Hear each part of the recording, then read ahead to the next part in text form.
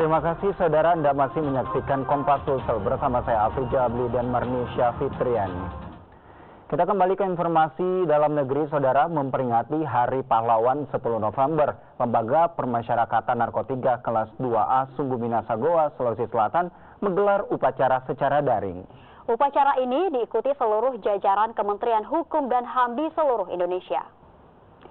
Peringatan Hari Pahlawan yang jatuh pada tanggal 10 November diperingati dengan upacara secara daring. Meski dengan kondisi terbatas di tengah pandemi, namun upacara tetap digelar dengan tetap menerapkan protokol kesehatan. Upacara yang telah dipimpin oleh perwakilan Sekretariat Jenderal Kementerian Hukum dan HAM menyampaikan agar semangat jiwa kepahlawanan tetap hidup dan tidak hanya memperingati Hari Pahlawan.